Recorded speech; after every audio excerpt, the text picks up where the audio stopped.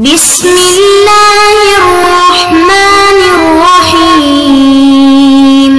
بسم اللہ الرحمن الرحیم۔ علم حدیث اور اصول حدیث کا آج سبق نمبر 54 ہے۔ آج کے سبق کا عنوان ہے زیادت ثقات کی بحث۔ آج کے سبق میں ہم زیادت ثقات کے بارے میں گفتگو کریں گے۔ اس سے پہلے سبق میں حدیث مسند اور حدیث متصل کا تعارف کرایا تھا۔ حدیث مسند کی تعریف، مثال،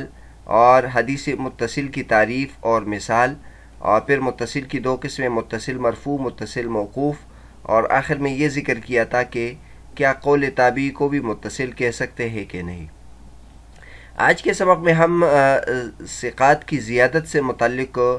مسئلے پر گفتگو کریں گے، اور یہ جو اقسام تھی پہلے ذکر کیا تھا کہ یہ حدیث مقبول اور مردود کی چند دیگر اقسام ہے، اور اس میں ہم نے 4 اقسام ذکر کیے تھے: مسند، متصل، زیادت ثقات، متابع اور شاہد۔ تو مسند اور متصل کے بارے میں تو گفتگو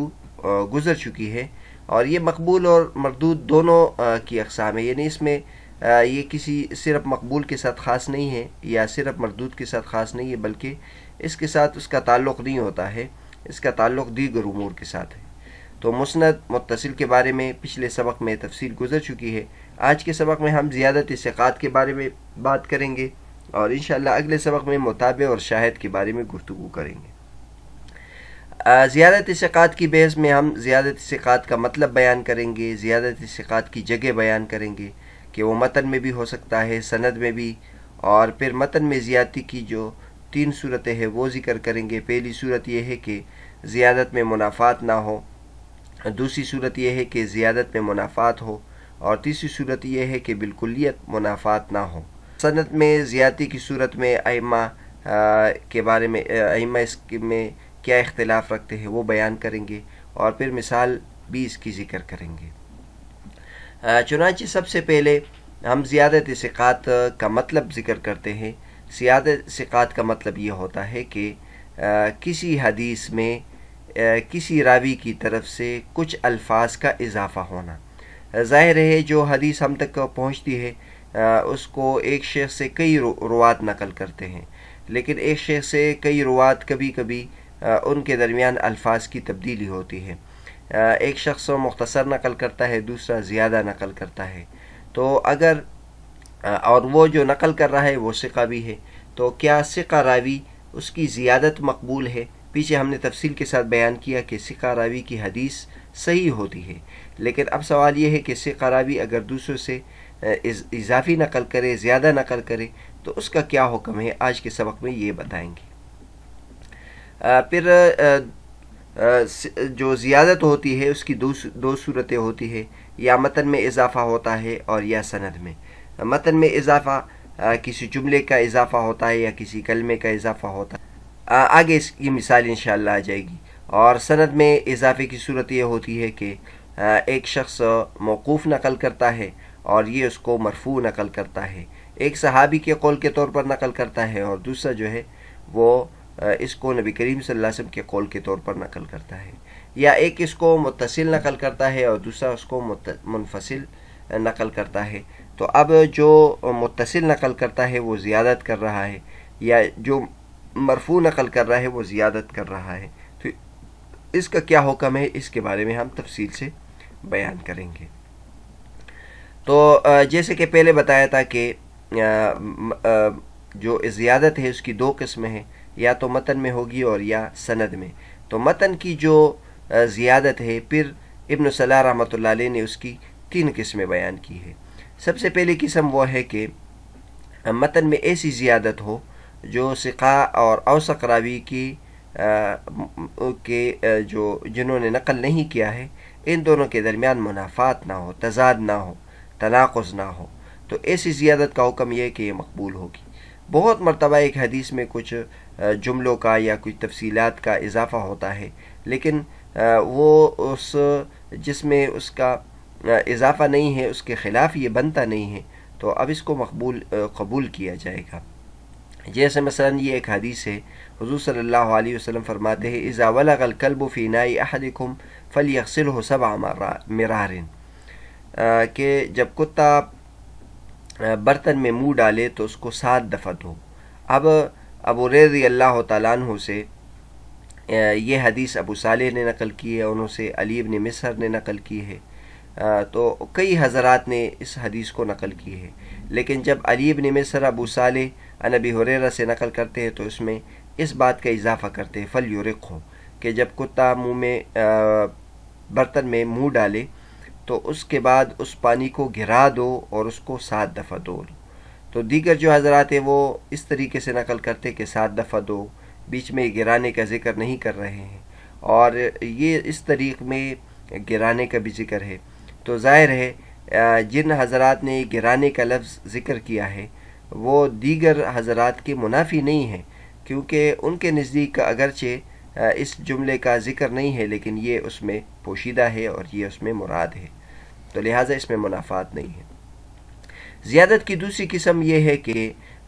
وہ دوسرے کے منافی ہو، تو اگر منافی ہو تو اس کے بارے میں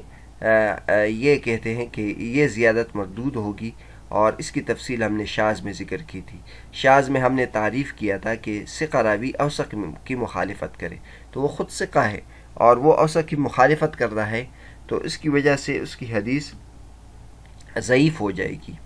اس کی مثال یہ دی ہے جیسے حدیث شریف ہے، حضور صلی اللہ علیہ وسلم فرماتے ہیں، تو اب یہ حدیث جو اکثر طرق ہے اس میں یوں آیا ہے، یوم النحر و ایام التشریق عیدنا اہل الاسلام وہی ایام اکل و شرب، کہ یوم النحر اور ایام التشریق یہ ہماری عید ہے مسلمانوں کی، اور یہ کھانے پینے کے دن ہیں۔ اب دیکھ لیں یوم النحر اور ایام التشریق، تو عید کا دن جو یعنی پہلا جو 10واں ذی الحجہ ہے، اور اس کے علاوہ یہ 14 ذی الحجہ تک ایام تشریق کو حضور صلی اللہ علیہ وسلم نے ایام و اکل و شربن کہا ہے۔ تو بعض حضرات نے اس میں یوم عرفہ کا اضافہ کیا ہے، تو اب یہ حدیث تمام طرق سے اس زیادت کے علاوہ ہے، یوم عرفہ کا ذکر نہیں ہے، اور یہ یوم عرفہ کا ذکر موسیٰ بن علی بن رباح نے کیا ہے، وہ اپنے والد سے نقل کرتے ہیں، وہ عقبہ بن عامر رضی اللہ تعالیٰ عنہ سے نقل کرتے ہیں۔ تو یہ جو زیادتی ہے یہ دیگر حدیث کے خلاف ہے، لہٰذا یہ زیادتی مردود ہے۔ اور تیسری قسم زیادت کی تیسری قسم یہ ہے کہ اس کی اور دوسری روایت کے درمیان بالکلیہ منافات تو نہ ہو، لیکن ایک درجے میں منافات ہو، اور اس درجے کی منافات کے بارے میں یہ لکھا ہے کہ مثلا مطلق کو مقید کرنا لازم آتا ہے یا عام کو خاص کرنا لازم آتا ہے۔ تو اس کے بارے میں لکھا ہے ابن سعد پر حکم لگانے سے خاموش رہے ہیں، اور علامہ نووی رحمۃ اللہ علیہ نے اس کو قبول کیا ہے، اور یہ وہ جگہ ہے جس میں فقہا کا اختلاف ہے، یعنی یہ جو مسلک ہے کہ ایسے موقع پر زیادت قبول ہوگی، یہ ائمہ ثلاثہ یعنی امام مالک، امام شافعی اور امام محمد رحمۃ اللہ علیہ کا مسلک ہے، جبکہ امام ابو حنیفہ رحمۃ اللہ علیہ یا احناف اس زیادت کو بھی قبول نہیں کرتے، اور وہ اس زیادت کو بھی منافی سمجھتے ہیں، کیونکہ یہ بھی نسخ کی ایک صورت ہے کہ مطلق کو مقید کیا جائے یا عام میں تخصیص کی جائے۔ اس کی ایک مثال دی ہے انہوں نے، جیسے مثلا ایک حدیث ہے، حضور صلی اللہ علیہ وسلم فرماتے ہیں جعلت لنا الارض کلها مسجدا وطہورا۔ حضور صلی اللہ علیہ وسلم فرماتے ہیں کہ اللہ تبارک و تعالیٰ نے ہماری امت کے لیے زمین کو مسجد بنایا اور پاک بنایا، یعنی اللہ تبارک و تعالیٰ نے اس امت پر یہ فضل کیا ہے کہ پوری زمین کو اس کے لیے مسجد بنایا، لہٰذا پوری زمین میں سے کہیں بھی یہ نماز پڑھے تو یہ نماز پڑھ سکتے ہیں، اور پاک بھی بنایا ہے، یعنی اس کے ذریعے سے تیمم کیا جا سکتا ہے۔ لیکن بعض جو روات ہیں انہوں نے اس کو مقید کیا ہے، اور اس میں یہ اضافہ کیا ہے جعلت تربتها لنا طہورا، کہ اس کی مٹی کو ہمارے لیے پاک کرنے والا بنایا ہے۔ تو اب اس کو ہم اگر دیکھ لیں جعلت تربتها، اس میں تخصیص آ گئی، کیونکہ پہلے پوری زمین کو پاک کرنے کا ذکر تھا، اور اب اس نے صرف مٹی کو پاک کرنے کی تخصیص کی ہے، تو اس کو کہتے ہیں کہ خاص کی ایک قسم۔ تو یہ جو حدیث ہے یہ مسلم نقل کرتے ہیں ابو مالک الاشجعی سے، اور وہ ربی سے نقل کرتے ہیں، وہ حذیفہ رضی اللہ تعالیٰ عنہ سے نقل کرتے ہیں۔ تو ابو مالک اشجعی یہ تربتہا کے زیادت میں متفرد ہے، اور دیگر روات اس زیادت کو نقل نہیں کرتے ہیں۔ اس کے بعد متن میں جو زیادت ہے اس کے بحث سے فارغ ہونے کے بعد اب سند میں زیادت سے متعلق مسئلے پر گفتگو کرتے ہیں، اور اس کے بارے میں لکھا ہے کہ سند میں عمومی طور پر جو زیادت ہوتی ہے وہ دو طریقوں سے ہوتی ہے کہ ایک راوی مرسلاً نقل کرے، دوسرا متصلاً نقل کرے، یا ایک راوی موقوف نقل کر رہا ہے، دوسرا مرفوع نقل کر رہا ہے۔ تو اب جو مرفوع نقل کر رہا ہے یا متصل نقل کر رہا ہے وہ زیادت کرتا ہے، اور تو اس زیادت کا کیا حکم ہے تو اس کے بارے میں یہاں بتاتے ہیں۔ باقی جو زیادت کی صورتیں ہیں سند میں تو اس کے بارے میں لکھا ہے یہ مزید فی متصل الاسانید میں اس کو ہم نے ذکر کر دیا ہے۔ اس کے لیے ایک نقشہ بنایا ہے، چونکہ اس میں علماء کرام کا اختلاف ہے کہ زیادت کا حکم کیا ہے۔ تو سب سے پہلے اس میں 4 اقوال ہیں، یعنی اگر روات کے درمیان اس میں اختلاف ہو جائے کہ ایک متصل نقل کر رہا ہے، ایک مرسل نقل کر رہا ہے، یا ایک مرفوع نقل کر رہا ہے اور ایک موقوف نقل کر رہا ہے، تو اس کے بارے میں پہلا قول یہ ہے کہ یہ مطلقاً قبول ہوگا، اور یہ جمہور فقہا اور جمہور اصولیین کا مسلک ہے کہ وصل اور رفع میں اگر اختلاف ہو تو مطلقاً قبول ہوگا۔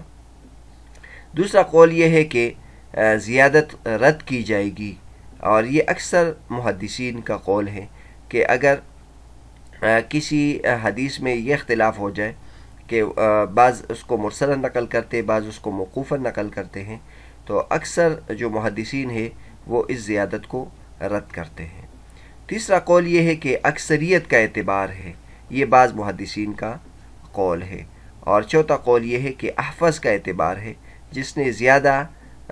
یاد رکھا اور یا جو زیادہ حافظہ جس کا زیادہ قوی ہو اس کا اعتبار ہوگا، یہ بھی بعض محدثین کا قول ہے۔ مثال اس کی دی ہے کہ ایک حدیث لا نکاح الا بولی،